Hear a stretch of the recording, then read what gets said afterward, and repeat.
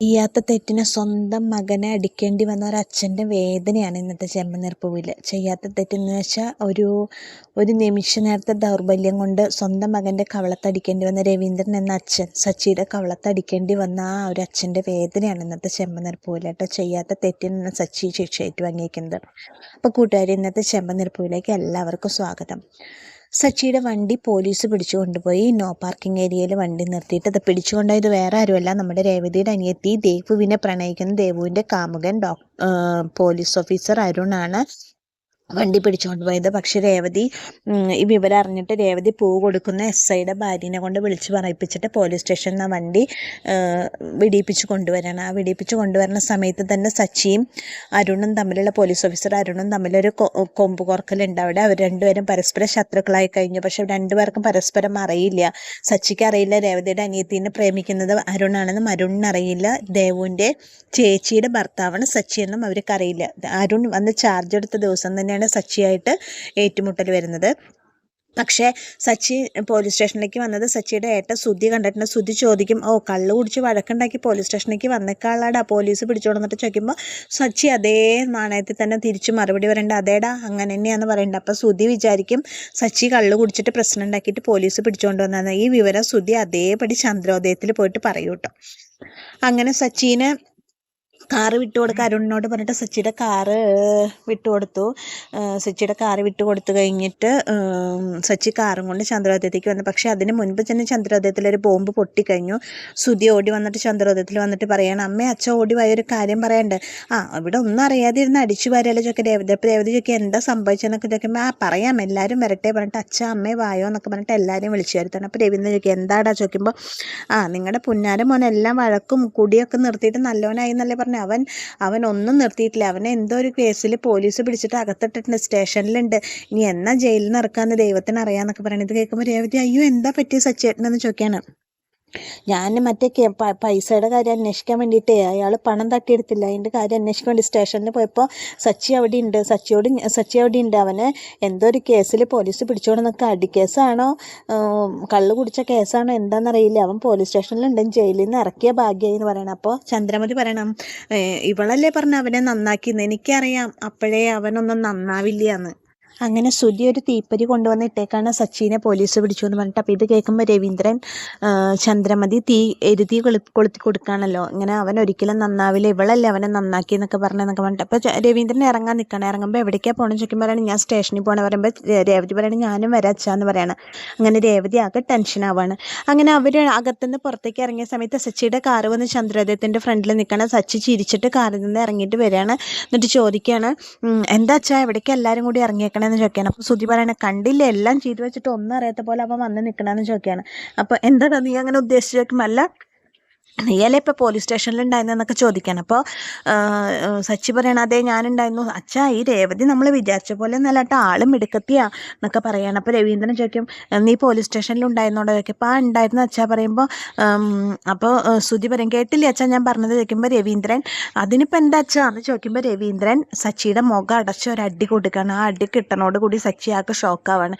വീണ്ടും രവീന്ദ്രൻ അടിക്കുകയാണ്. നിന്നെ പറഞ്ഞാൽ മനസ്സിലാവില്ല അല്ലടാ, നീ എല്ലാ തല്ലുകൊള്ളിത്തരത്തിനും നിൽക്കില്ല, നീ നന്നാവും വിചാരിച്ച എനിക്ക് തെറ്റി, നീ നന്നാവും ഭാവമില്ലല്ലോടാ, നീ നശിക്കാനാണ് ഉദ്ദേശിക്കണല്ലേ എന്നൊക്കെ വെച്ചിട്ട് രവീന്ദ്രൻ ആ മുറ്റത്തിട്ട് സച്ചിയെ തലങ്ങും വിലങ്ങും തല്ലുകയാണ്. തല്ലുമ്പോൾ സച്ചിയൊക്കെ എന്തിനാ എന്നെ അങ്ങനെ തല്ലണം വെച്ചാൽ എന്താ കാര്യം ചോദിക്കണം. ഞാൻ പോലീസ് സ്റ്റേഷനിൽ പോയത് തന്നെ ഉണ്ട്, എന്താ കുഴപ്പമെന്ന് ചോദിക്കണം. നീ വീണ്ടും തല്ലുവടിയും കേസും തുടങ്ങിയില്ല. തല്ലുവടിയും കേസോ ഇല്ല അച്ഛാ, അവർ പോലീസുകാരെ നിന്നെ പിടിച്ചുകൊണ്ടായത് എന്തിനാ, പോലീസുകാർ എന്നെ പിടിച്ചുകൊണ്ടായതല്ല അച്ഛാ, ഞാനായിട്ട് സ്റ്റേഷനിലേക്ക് പോയതാന്ന് പറയണം. അപ്പോൾ സുധി പറയണ കേട്ടില്ലേ അവനായിട്ട് പോണ്ടി വന്നു, പോലീസ് കൊണ്ടുപോയത് തന്നെ അച്ഛാന്നൊക്കെ പറയണം. അപ്പോൾ നീ എന്തറിഞ്ഞിട്ടാടാ പറയണ ഓട്ടക്കാരാന്ന് ചോദിക്കുമ്പോൾ പറയണ പിന്നല്ലാണ്ട് നീയല്ല എന്നോട് പറഞ്ഞത് പോലീസ് അടിപിടി കേസിൽ നിന്നെ പിടിച്ചോണ്ട്, അത് നീ എന്നോട് ചോദിച്ച അതേ നാണയത്തിൽ ഞാൻ തിരിച്ചു പറഞ്ഞല്ലേ, അതൊന്നല്ലല്ലോ സംഭവിച്ചേക്കണം അച്ഛാ. സംഭവിച്ചത് എന്താണെന്ന് ഞാൻ പറയാം.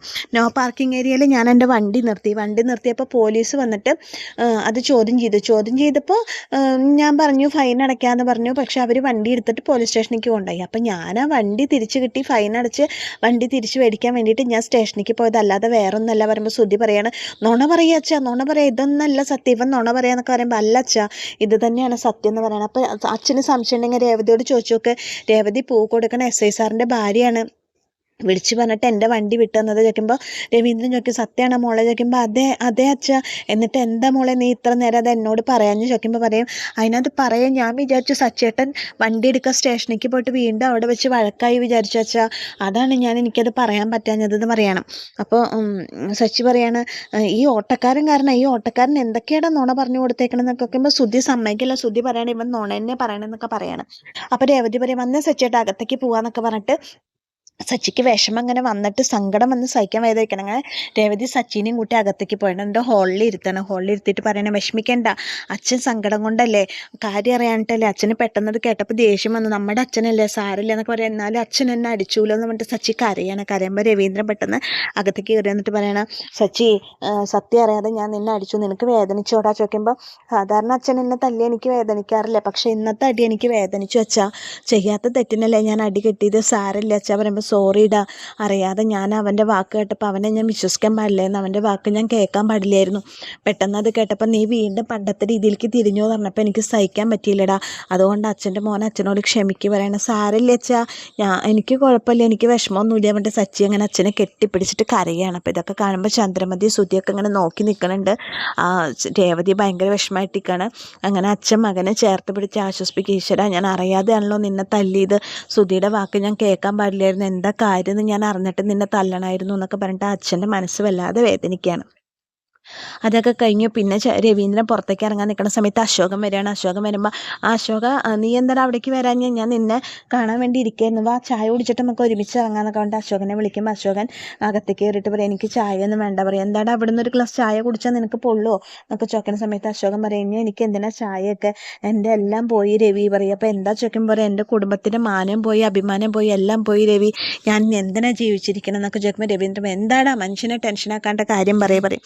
അപ്പോൾ പറയും അതെ വേറൊന്നല്ല, ഞാൻ എൻ്റെ മോള് മെഡിക്കൽ ഷോപ്പിലേക്ക് പോയായിരുന്നല്ലോ, അവൾക്കൊരു പയ്യനായിട്ട് ഇഷ്ടമുണ്ടായിരുന്നു, അവൾ അവൻ്റെ കൂടെ പോയി രവി പറയുമ്പോൾ ആരും മാളുവോ ചോദിക്കും. അതെ മാളു തന്നെ, ഞങ്ങൾ അവൾക്കൊരു കല്യാണം ഉറപ്പിച്ച് വെച്ചത്, ഏകദേശം ഒരു കല്യാണം വന്നാൽ പെട്ടെന്ന് നടത്താനുള്ള പ്ലാനിങ് ആയിരുന്നു രവി, അപ്പോഴേക്കും അവൾ പോയി, അവൾ ഞങ്ങളുടെ കുടുംബത്തിൻ്റെ മുഖത്ത് കരിവാരി തെച്ചിട്ടാണ് പോയി, ഇനി ഞങ്ങൾ എന്തിനാ ജീവിച്ചിരിക്കുക, എൻ്റെ മൂത്ത മോളുടെ ഭർത്താവിൻ്റെ വീട്ടുകാർ ഇത് കേട്ടാൽ എന്താ വിചാരിക്കുക, ഞങ്ങളിനി ജീവിച്ചിരുന്നിട്ട് കാര്യമില്ല രവി എന്നൊക്കെ പറയണം.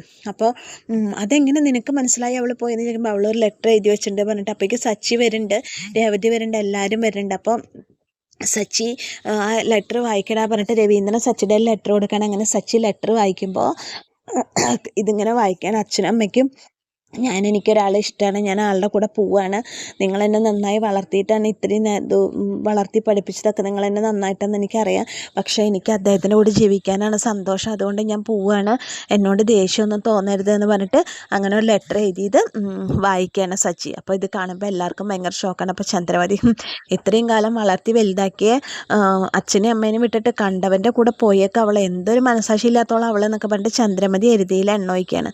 അപ്പോൾ രവീന്ദ്രൻ നീ വിഷമിക്കാതെ നമുക്ക് കണ്ടുപിടിക്കാം, ആദ്യം നമുക്ക് മാളു എവിടെയെന്ന് കണ്ടുപിടിക്കണം, എന്നിട്ട് പോരെ ബാക്കി കാര്യങ്ങളെന്ന് പറയുമ്പോൾ അശോകൻ പറയണേ ഞാൻ അവളുടെ കല്യാണം തീരുമാനിച്ചിരിക്കുകയായിരുന്നു, അപ്പോൾ ഇവൾക്ക് ഇങ്ങനെ ഒരു അഫെയറുള്ള കാരണം അഫെയർ ഉണ്ടെന്നുള്ള കാര്യം അങ്കിളിനെ അറിയായിരുന്നു ചോദിക്കാൻ രേവതി. അപ്പോൾ അറിയാം മോളെ, അത് ശരി, അത് അറിഞ്ഞിട്ടാണ് അങ്കിൾ അവൾക്ക് വേറെ കല്യാണം ഉറപ്പിച്ചല്ലേ, അവളുടെ ഇഷ്ടം കൂടി അങ്കിൾ നോക്കണ്ടായിരുന്നില്ലേ ചോദിക്കുകയാണ് സച്ചി.